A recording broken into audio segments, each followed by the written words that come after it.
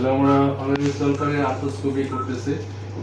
আমরা দেখতে পাচ্ছি এই যে এটা হচ্ছে তার এসএল, এটা পুরো ছিঁড়ে গেছে। কেমন এসএল লিগামেন্টটা, এটা এখানে হচ্ছে বেস, এখানে লাগানো আছে, কিন্তু উপরে যে ফিমারের দিকে লাগানোর কথা, যে এখান থেকে কিন্তু যে সুতা আসতেছে এখান থেকে এটা পুরো ছিঁড়ে গেছে। কেমন এসএল কমপ্লিট কেয়ার। আমরা যখন টান দিলাম দেখা যাচ্ছে লিগামেন্টটা সরে আসতেছে, এই লিগামেন্টটা সরে আসতেছে, এই যে গ্যাপ, এটাকে বলা হয় empty notch. Empty notch sign principle of SL complete care. এই এখানটায় এই যে রেড কালার দাগ দেখা যাচ্ছে, এই যে জায়গাটাতে আসলে তার এসএলটা লাগানো ছিল, এখান থেকে কিন্তু ছিঁড়ে এটা মাঝখানে চলে আসছে। আমরা যখন এই নতুন করে গ্রাফটা লাগাবো এখানে, আমরা দেখবো যে এখানে এটা বেস থাকবে, মাথার এখানে থাকবে এবং কোনো গ্যাপ থাকবে না, এটার মাঝখানে কোনো গ্যাপ থাকবে না। এটা এরকম টান দিলে রগের মতো দেখা যাবে একটা স্ট্রং। কেমন so this is SL complete care. এই এসএল এখান থেকে যে ছেঁড়া আছে, ঠিক আছে, এসএলটা ছেঁড়া। ওকে, এখন আমরা দেখবো মিডিয়াল মেনিসকাস। এখানে দেখতে পাচ্ছি মিডিয়াল মেনিসকাস যাওয়ার আগে আমরা একটু দেখি, এই যে দেখেন কি অবস্থা, যে অস্টিওআর্থ্রাইটিস, এটাকে বলা হয় যে অস্টিওআর্থ্রাইটিস, যে কিরকম হাঁটুতে চলটা উঠে গেছে। কেমন আমাদের এই হাঁটুতে কি থাকে দেখেন, নিচে এটা হচ্ছে কার্টিলেজ, যে আবরণ, নরম হাড়ের যে আবরণটা, আমাদের যেমন ফ্লোর উপরে টাইলস থাকে, একইভাবে তার হাঁটুর উপরে একটা নরম হাড়ের আবরণ থাকে। এই যে আবরণটা যেমন দেখা যাচ্ছে তেল তেলে এবং কোনো সুতা বের হওয়া নেই। আমাদের কথা ছিল যে এটা হচ্ছে নিচের হাড়ের টিবিয়াল প্লাটুর কার্টিলেজটা। আমরা যখন ফিমারকে দেখি, তো ফিমারে দেখবো যে এখানে দেখেন যে সুতা ভাসতেছে, এই সুতা ভাসাটা ইন্ডিকেট করে টাইলসটা ক্ষয় হয়ে গেছে। শুধু তাই না, আমরা তার একটু উপরে উঠে আমরা দেখবো এই যে দেখেন কত বড় একটা গর্ত। ইটস এ বিগ অস্টিওকন্ড্রাল ডিফেক্ট, অনেক বড়। এই দেখেন যে আশেপাশে কিন্তু স্মুথ, এটা ভালো আছে, কিন্তু এই জায়গাটা এই যে গ্যাপ, বিশাল হিউজ একটা গ্যাপ। তার মানে এখানে টাইলসের অনেকটাই টাইলস শুধু ফেটেই যায় না, বরং উঠেও গেছে। যে জায়গাটা অনেক বড় একটা অস্টিওকন্ড্রাল গ্যাপ, ঠিক আছে। এটা কিন্তু অস্টিওআর্থ্রাইটিস একদম মোটামুটি গ্রেড 3 অস্টিওআর্থ্রাইটিস, যে সাবকন্ড্রাল বোনটা কিন্তু এক্সপোজ হয়ে গেছে এই জায়গাটা। হ্যাঁ, এই জায়গাটা কিন্তু অনেক বড় একটা অস্টিওআর্থ্রাইটিস, যে অস্টিওকন্ড্রাল ফ্র্যাগমেন্ট, বি অস্টিওকন্ড্রাল ইনজুরি। এটা হচ্ছে আমাদের মেনিসকাস, মিডিয়াল মেনিসকাস।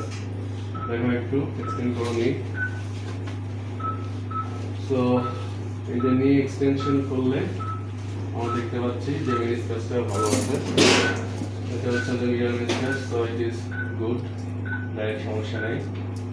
কিন্তু আমরা দেখতে পাচ্ছি যে অস্টিওকন্ড্রাল ফ্র্যাগমেন্ট, স্পেশালি যখন আমরা নি এক্সটেনশন করি তখন কিন্তু এই ফাটা জায়গাটা নিচে হাড়ের সাথে চাপ লাগে। তার মানে বলাই যায় তুমি যখন হাঁটু সোজা করে দাঁড়াবেন তখন কিন্তু তার এই জায়গাটা চাপ লাগলে পেইন হবে। কেমন একই সাথে বসলেও কিন্তু এই দেখেন যে এই যে অস্টিওকন্ড্রাল ফ্র্যাগমেন্ট, এই যে এই জায়গাটা দেখেন, এখানে কিন্তু এই যে একটা ফাটা দেখতে পাচ্ছি টাইলসটা, মানে এই যে আমাদের যে কার্টিলেজ, এই কার্টিলেজটা কিন্তু এখানে যেখানে যেমন স্মুথ থাকবে কিন্তু এখান থেকে যে উঠে গেছে।